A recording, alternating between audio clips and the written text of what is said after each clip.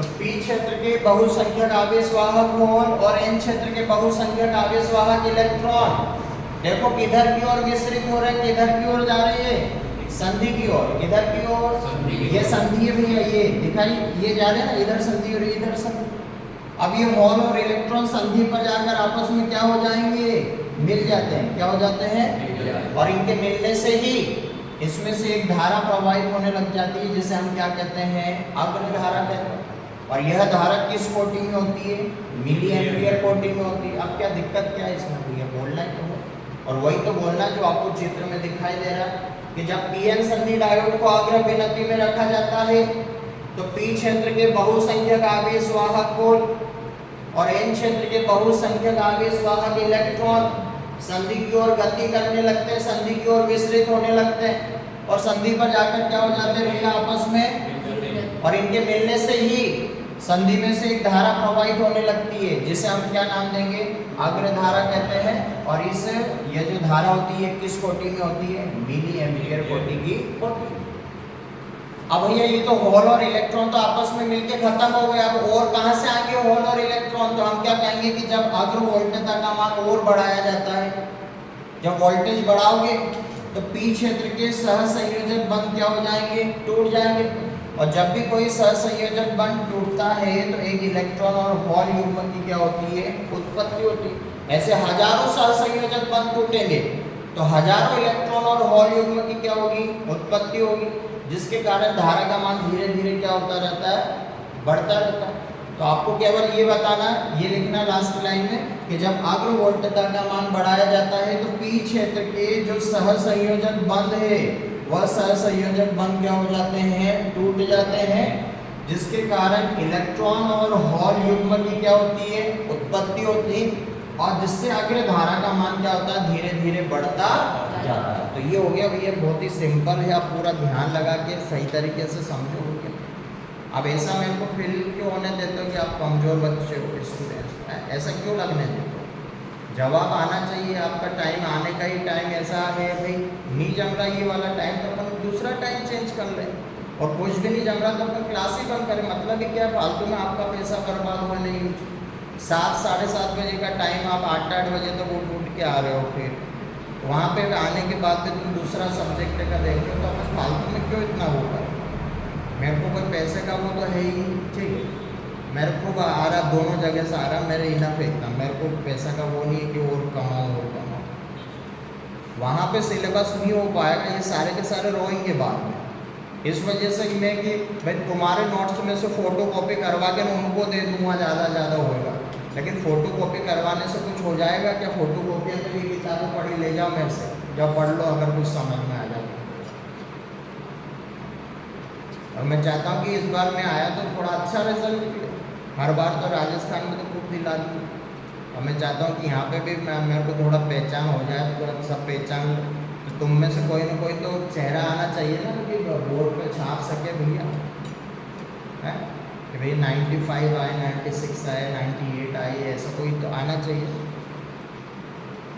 तुम 7:30 8 बजे तक आते हो, फिर यहाँ पे आने के बाद हिंदी में क्या हुआ, हिंदी में यहाँ पे कुछ भी नहीं लिख पाओगे।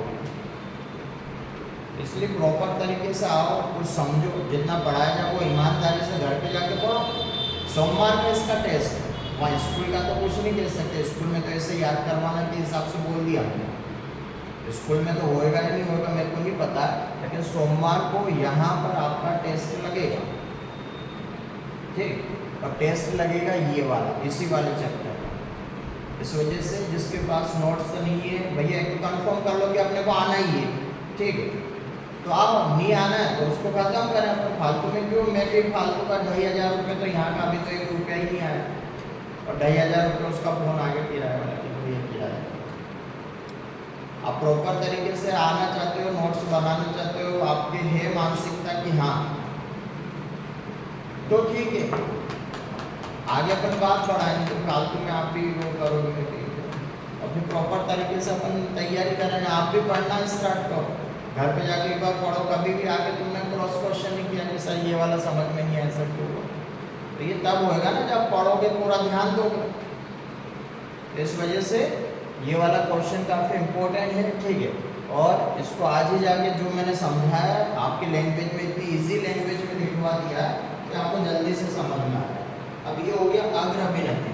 अब अगर अग्रभिनति में समझ में आ गया तो आपके पश्चभिनति में भी समझ में आ जाएगा। तो अगला जो हेडिंग रहेगा वो रहेगा पीएन संघी डायोड की पश्चभिनति में कार्यविधि। हेडिंग डाल लो।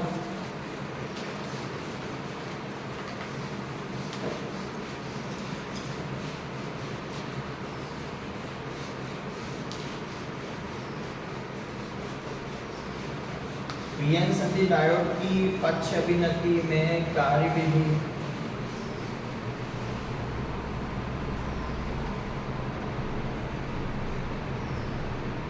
पीएन संधि डायोड की पक्ष, और पक्ष का एक और नाम है उत्क्रम। दोनों नाम ध्यान रखना। उत्क्रम अभिनति में कार्यविधि।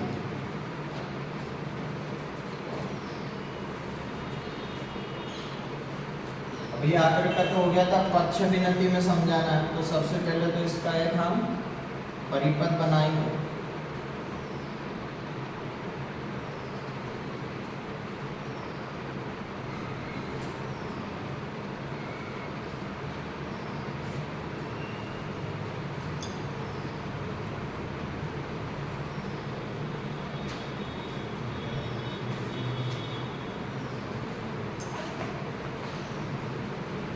पी क्षेत्र में कौन सा आयन होते हैं भैया? ऋणात्मक आयन होते हैं। एन क्षेत्र में कौन सा आयन होंगे? धनात्मक आयन होंगे। ऋणात्मक आयन के कारण यहाँ पर माइनस, और धनात्मक आयन के कारण यहाँ पर प्लस उत्पन्न हो जाएगा, माइनस प्लस। और इससे कहेंगे हम अवरोधी विद्युत क्षेत्र। इस अवरोधी विभव के कारण एक क्षेत्र उत्पन्न हो जाएगा जिसे हम अवरोधी विद्युत क्षेत्र कहेंगे, जिसकी दिशा एन से टी। पी क्षेत्र में बहुसंख्यक आवेश वाहक होल होते हैं, तो यहाँ पर होल भर दिया भैया अपन ने। एन क्षेत्र में बहुसंख्यक आवेश वाहक इलेक्ट्रॉन होते हैं, तो यहाँ पर इलेक्ट्रॉन भर दिया अपन ने, ठीक। और पी क्षेत्र में अल्पसंख्यक आवेश वाहक इलेक्ट्रॉन होता है, और एन क्षेत्र में अल्पसंख्यक आवेश वाहक होल होता है। अब इसको पश्चभिनति में रखना है, तो एक वायर लिया, पी को हमने कैसे माइनस से जोड़ दिया, ठीक। ये बड़ा वाला प्लस हो जाएगा, छोटा वाला माइनस, और इसको वी और आर नाम दे दिया। यहाँ पर कुंजी लगा दी, और ये धारा को मापने के लिए एक आमीटर लगा दिया, जिसको हमने माइक्रो आमीटर लगा दिया।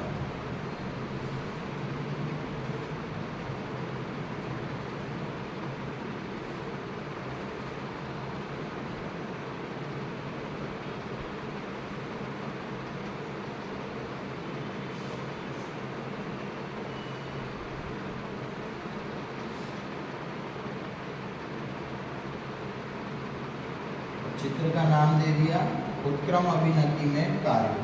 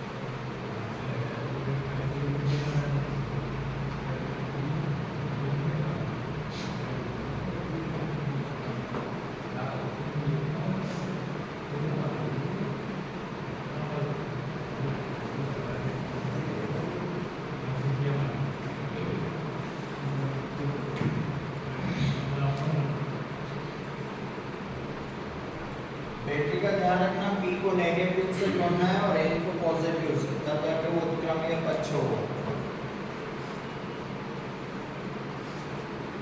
पी क्षेत्र में बहुसंख्यक आवेश वाहक होल ले लिए और अल्पसंख्यक कौन होता है? पी क्षेत्र में इलेक्ट्रॉन होते हैं। एन क्षेत्र में बहुसंख्यक अधिक मात्रा में इलेक्ट्रॉन होते हैं और अल्पसंख्यक कौन होता है? होल होता है।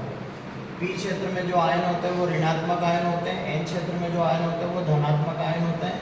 ये आपका अवक्षय परत हो गया। इस अवक्षय परत के कारण जो विभव उत्पन्न हो रहा है उसे हम अवरोधी विभव कहेंगे और अवरोधी विभव के कारण जो क्षेत्र उत्पन्न हो रहा है उसे अवरोधी विद्युत क्षेत्र, जिसकी दिशा एन से किधर की ओर? पी की ओर। आई आर का मतलब हुआ रिवर्स करंट। रिवर्स को हिंदी में पक्ष या उत्क्रम बोलते हैं, इसलिए यहाँ पर आर लगा दिया।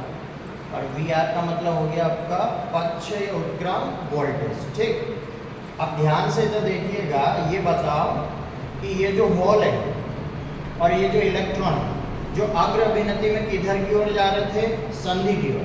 क्या इसमें भी ये संधि की ओर जाएंगे या नहीं जाएंगे? इसमें संधि की ओर जाएंगे तो जाएंगे। यहाँ देखो, होल के ऊपर कौन सा आवेश होता है? प्लस। इलेक्ट्रॉन के ऊपर कौन सा आवेश होता है? माइनस। और यहाँ पे देखो आपने जो जोड़ रखा है ये माइनस है, तो ये वाला माइनस इन होल को अपनी ओर क्या करेगा? आकर्षित करेगा। माइनस जो है वो प्लस, और इनके बीच में कौन सा बल लगता है भैया? आकर्षण बल। पढ़ा था ना चैप्टर नंबर 1 में, सजातीय आवेशों के मध्य में प्रतिकर्षण होता है और बी जाती, यानी ये प्लस का है और ये बैटरी का ही है माइनस की। तो ये जो माइनस वाली बैटरी है इन प्लस वाले होल को अपनी ओर क्या करेगा? आकर्षित करेगा। तो ये संधि की ओर नहीं जाएंगे, अब ये संधि से दूर जाएंगे। इनका जो एरो का साइन रहेगा ये इस तरह से रहेगा। अब देखो ये दूर जा रहे हैं।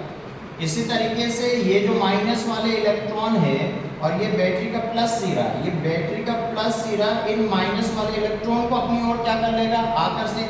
तो ये भी संधि से कहाँ जाएंगे भैया? दूर जाएंगे। तो ये संधि से दूर चलेगा, ऐसे बना के। तो ये बात आई समझ में कि ये इधर की ओर क्यों जा रहे हैं, उधर की ओर क्यों जा रहे हैं? ये बैटरी का माइनस होल को अपनी ओर क्या कर रहा? आकर्षित।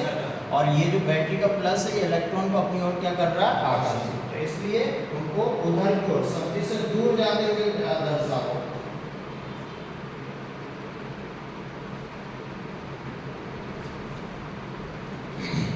जितने भी इलेक्ट्रॉन और होल है उनको संधि से दूर जाते हुए दर्शा दो।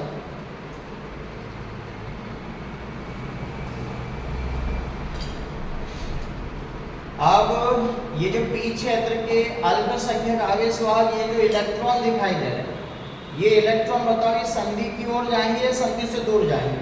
ये भी इसी के ऊपर डिपेंड करेगा। ये देखो ये वाला माइनस, इन वाले माइनस के ऊपर कौन सा बल लगाएगा? प्रतिकर्षण। प्रतिकर्षण बल के कारण ये इधर नहीं जाएंगे, ये किधर की ओर जाएंगे? संधि की ओर। तो जहां पर आपके अल्पसंख्यक है इलेक्ट्रॉन, उनको उधर संधि की ओर जाते हुए दर्शा दो, है ना? ये ध्यान रखना। इसी प्रकार से जो होल है वो बैटरी के धनात्मक सिरे से प्रतिकर्षित होते हुए किधर की ओर जाएंगे? संधि की ओर जाएंगे। तो जो बहुसंख्यक आवेश वाहक है वो तो संधि से दूर जा रहे हैं, लेकिन जो अल्पसंख्यक आवेश वाहक है वो संधि के पास आ रहे हैं। ठीक, चलो हो गया। अब जाके अपना परिपथ हो गया कंप्लीट। अब इसके बारे में अपने को जो अपन ने पहले लिखा था अग्र में, इसी तरीके से अपने को इस पक्ष की कार्य विधि लिखना है। तो सबसे पहले चित्र के बारे में लिखो। चित्र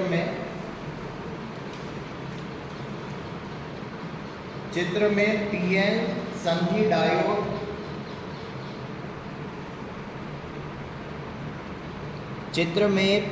संधि डायोड की उत्क्रम अभिनति, पक्ष को उत्क्रम भी बोलते हैं, कि उत्क्रम अभिनति में कार्य विधि को दर्शाया गया है। उत्क्रम अभिनति में कार्य विधि को दर्शाया गया है।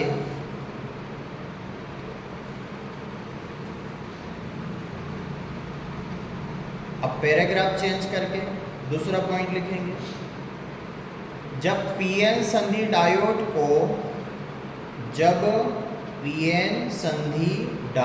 को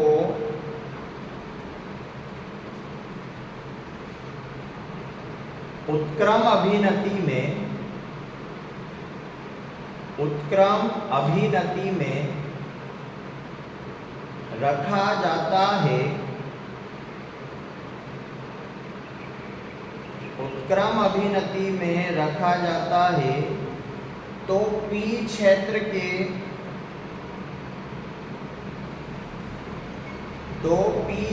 के बहुसंख्यक आवेशवाहक,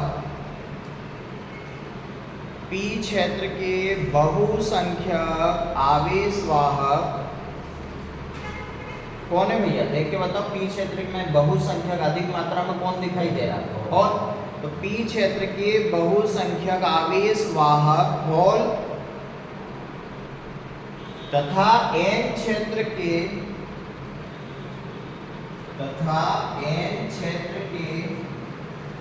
बहुसंख्यक आवेशवाहक,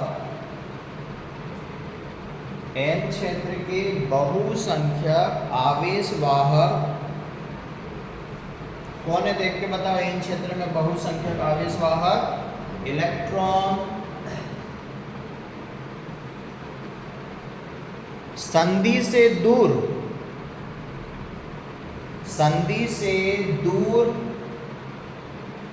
गति करने लगते हैं।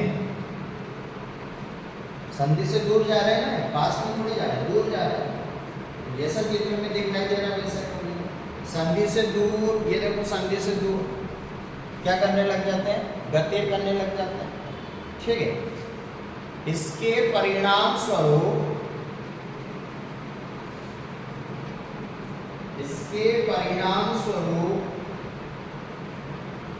संधि में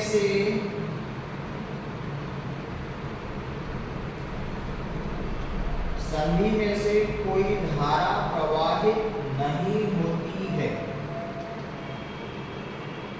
इसके परिणाम स्वरूप संधि में से कोई धारा प्रवाहित नहीं होती है। ठीक है भैया, अब पहले यहाँ तक समझ लो। देखो उसमें क्या हुआ था भैया, अग्र में क्या था कि अग्र में ये जो बैटरी थी इसका पॉजिटिव इधर था, नेगेटिव उधर था, जिसके कारण प्रतिकर्षण बल लग रहा था। होल भी उधर जा रहे थे, इलेक्ट्रॉन भी उधर जा रहे थे, मतलब दोनों किधर की ओर जा रहे थे? संधि की ओर। और संधि पे जाके ये क्या हो जाते हैं? आपस में मिल जाते हैं अग्र वाले, और उसी के कारण क्या होती है? धारा प्रवाहित होती है। जब तक ये आवेशवाहक संधि पर जाकर नहीं मिलेंगे तब तक धारा का प्रवाह नहीं होगा।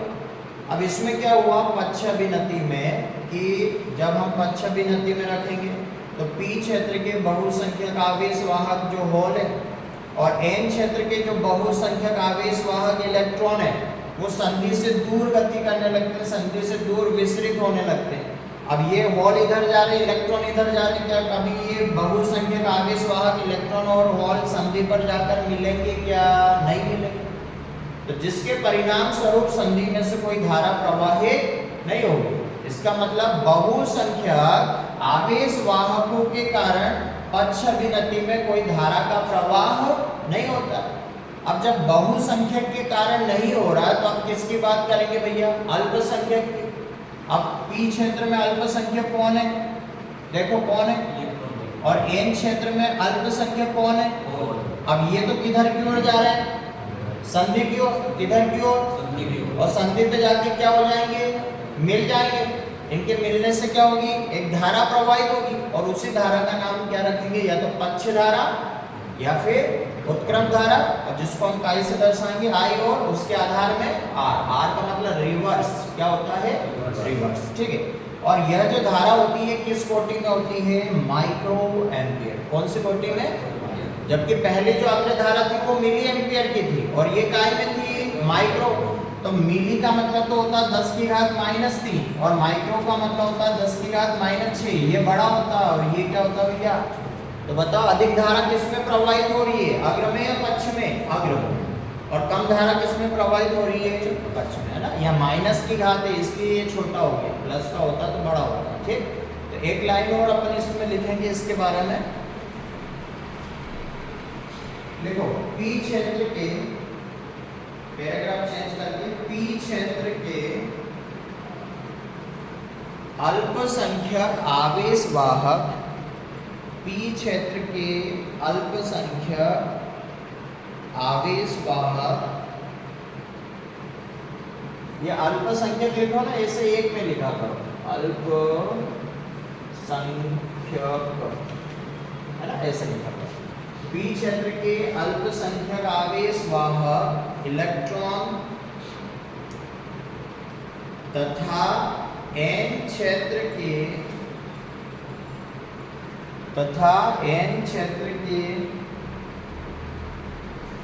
अल्पसंख्यक आवेश वाहक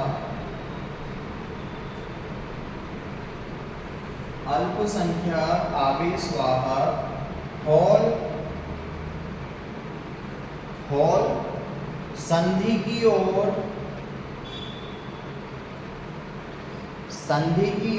विसरित होकर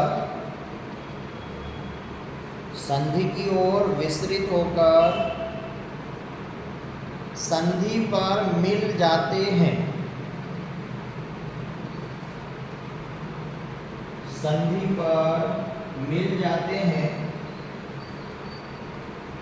जिसके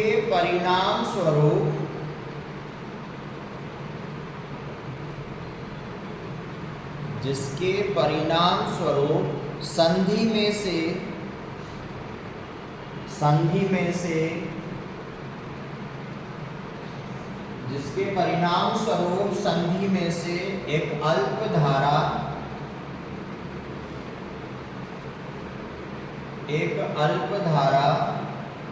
प्रवाहित होती है,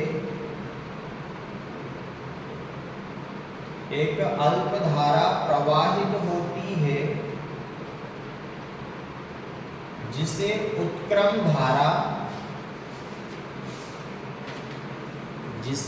उत्क्रम धारा, अब उत्क्रम धारा को काई से दर्शाएंगे, तो ब्रैकेट के अंदर धारा का तो आई और उत्क्रम के लिए उसके आधार में आ, जिसे उत्क्रम धारा ब्रैकेट में लिखो IR कहते हैं।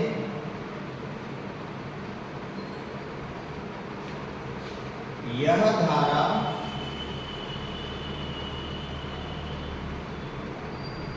माइक्रो एम्पियर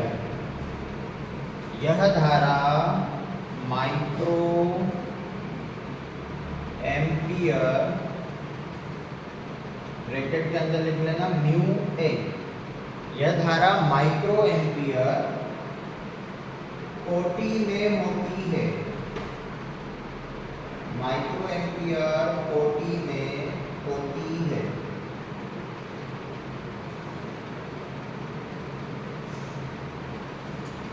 ठीक है भैया। जो बहुसंख्यक आवेश वाहक है वो तो संधि से दूर जाएंगे तो उसके कारण कोई धारा का प्रवाह नहीं होगा, लेकिन पी क्षेत्र के जो अल्पसंख्यक आवेश वाहक इलेक्ट्रॉन है, एन क्षेत्र के जो अल्पसंख्यक आवेश वाहक होल है, वो संधि की ओर विस्तृत होते हैं और संधि पर जाकर क्या कर जाते हैं, मिल जाते हैं, जिसके परिणाम स्वरूप संधि में से एक अल्प धारा, कौन सी धारा, क्यों, क्योंकि ये जो धारा प्रवाहित हो रही है अल्पसंख्यक आवेश वाहकों के कारण हो रही है, इसलिए धारा का मान भी स्टार्टिंग में क्या रहेगा, अल्प।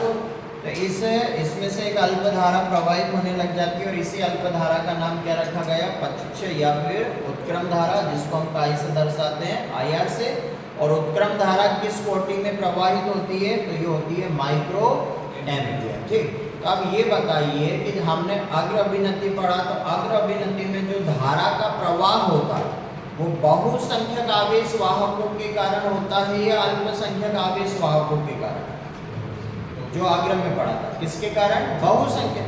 जबकि पक्ष अभिनति में जो धारा का प्रवाह होता है वो कौन से आवेश वाहकों के कारण होता है, अल्पसंख्यक। ये पूछा जाता है, ठीक है। स्टार करके 2 पॉइंट और लिखो, पहले स्टार में लिखना अग्र अभिनति में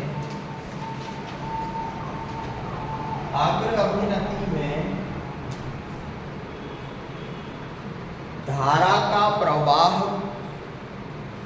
अग्र अभिनति में धारा का प्रवाह बहुसंख्यक आवेश वाहकों के कारण, बहुसंख्यक आवेश वाहकों के कारण होता है।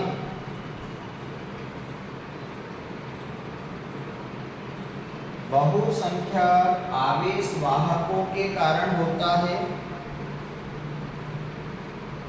ठीक, ये तो हो गया अग्र में कि अग्र में धारा का प्रवाह किसके कारण होता है, बहुसंख्यक आवेश वाहक, जो ज्यादा संख्या में। ठीक, इसका जस्ट अपोजिट करके स्टार करके लिखो, पक्ष अभिनति में जो रिवर्स बायस है उसमें, पक्ष अभिनति में धारा का प्रवाह, धारा का प्रवाह अल्पसंख्यक आवेश वाहकों, अल्पसंख्यक आवेश वाहकों, अल्पसंख्यक को ऐसे साथ में मिला के लिखा करो, बहुसंख्यक अल्पसंख्यक साथ में रहेगा ना, संख्यक को अलग लिखा। पक्ष अभिनति में धारा का प्रवाह अल्पसंख्यक आवेश वाहकों के कारण होता है। अभी 2 स्टार और लिखे, ठीक है। तो अग्र अभिनति में बहुसंख्यक आवेश वाहकों के कारण होता है, पक्ष अभिनति में अल्पसंख्यक आवेश वाहकों के कारण। लास्ट 2 स्टार ये है कि अग्र अभिनति में जो धारा प्रवाहित होती है वो किस कोटि की होती है, ऐसे ही बता दो, आपको लिखने की जरूरत नहीं पड़े। अगर आपसे पूछा जाए कि अग्र अभिनति में जो धारा प्रवाहित होती है वो किस कोटि में होती है, बताओ किस कोटि में प्रवाहित होती है। मान क्या होता है, जैसे इसमें लिखा हुआ ना माइक्रो एम्पियर, वैसे अग्र अभिनति में धारा का प्रवाह जो होती है वो धारा किस कोटि में प्रवाहित होती है, मिली एम्पियर। लिख लो आप, ये तो याद नहीं रहेगा, 5-6 महीने बाद सब भूल जाओ। स्टार्ट करके लिखो, अग्र अभिनति में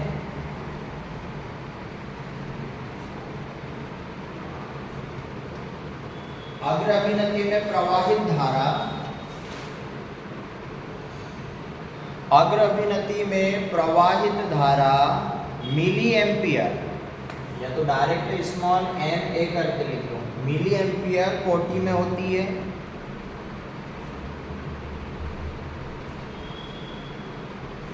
मिली एम्पियर कोटि में होती है।